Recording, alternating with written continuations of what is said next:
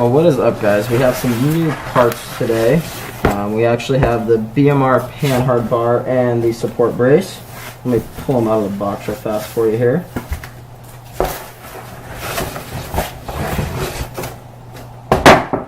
Whoops.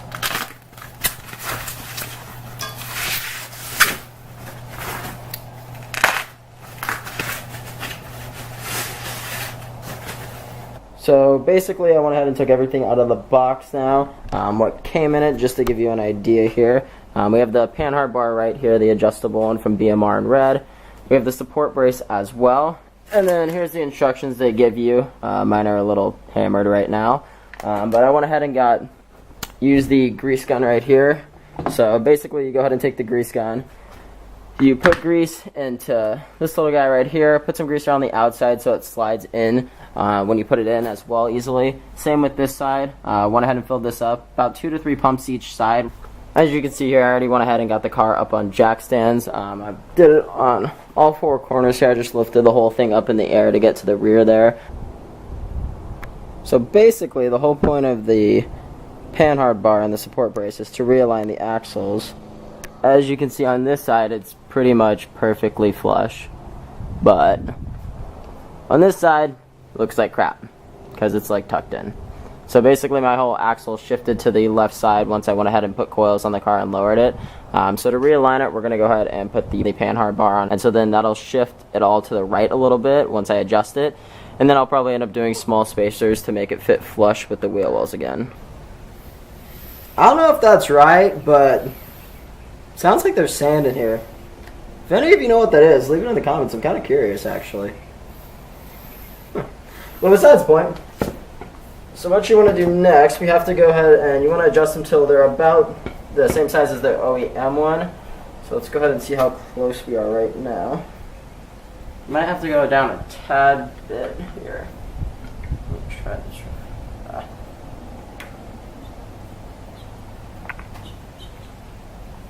So yeah, I did maybe one more turn. Loosen this up a tiny bit here. There we go.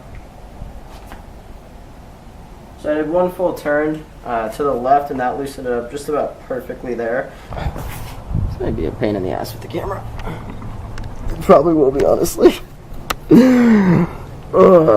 So here under the car, I want to show you which bolts you need to loosen up and take out to put everything on and get the stock stuff off here.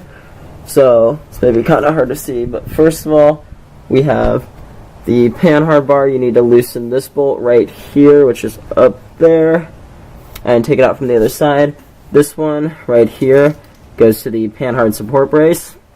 And then on the other side, we have these two for the other side of the Pandhard support brace, so you want to loosen those two. And for the Pandhard support brace, these are both 15 millimeters. The other nut over here on this side is going to be an 18. And then as well, for the Pandhard bar, we have an 18 for the nut on the back side that you want to go ahead and loosen up. And so you have just this one on this side, and the nut is on the inside here. It's going to be impossible to see, but just to give you an idea there.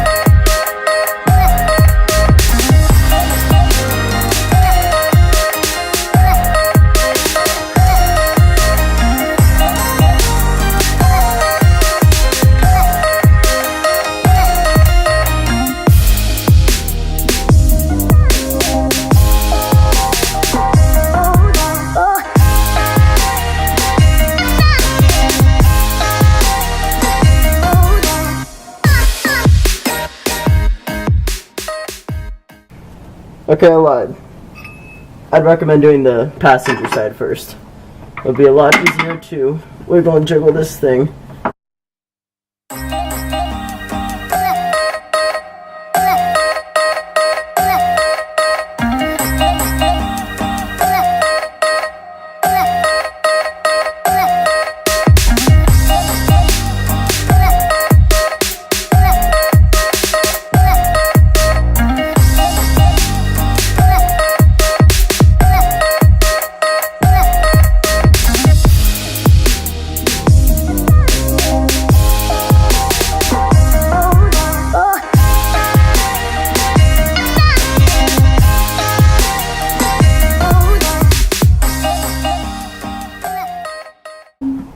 You want to start with the driver's side.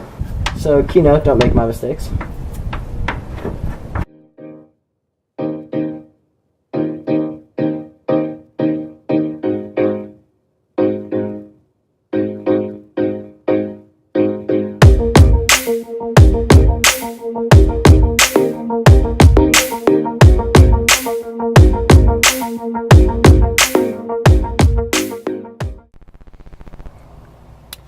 So I know it's a little dark under here, but being under the car here. So for the Pandhard bar, you want to torque this one to 129 foot-pounds, and as well, this one right here, the one on the other side. There's kind of a better view of it right there. So for the Pandhard support brace here, this one on the passenger side, the top one here, I'm going to go ahead and torque that to 85 pounds. Once again, this is for the Pandhard bar. This one is 129 foot-pounds on each side. And then on the other side of the support brace over here, we have the two top bolts. Two 15 millimeters up here. These ones are both going to be 46 foot-pounds. To go ahead and torque those two. So now the last thing that we got everything tightened down in the car, we're going to go ahead and make the proper adjustments here. And so for adjusting this here, it is a 1 for a wrench. So go ahead and grab that. Make sure your locking nuts are loose as well.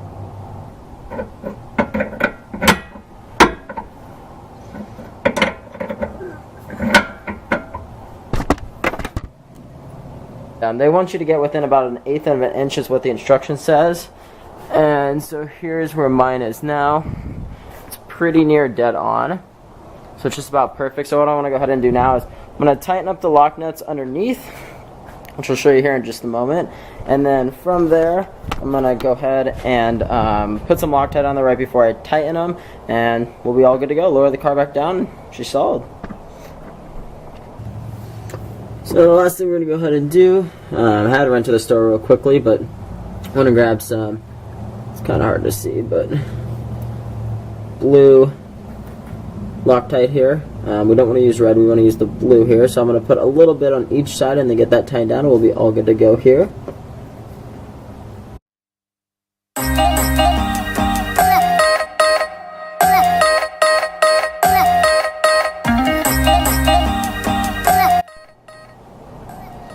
So that will do it. There we go. It is all done. I know the lighting is kind of bad here, especially in the garage. It pretty much sucks. But with that, I did just finish everything up. The wheels are perfectly even. Now, I may do tiny spaces, like 5 millimeters in the back, just to make them sit a little bit more flush. It is really hard to see that right now. But with that, we did go ahead and finish everything up there, so we're all good to go now. If you are going to lower a Mustang, you do want to go ahead and get the Pandhard bar, and I do recommend the support brace as well, as it is a lot more sturdy rather than flimsy compared to the stock one. Definitely, if you have any comments or questions, feel free to leave them down below. Like, subscribe, hit that notification button, and I hope you guys have a great day.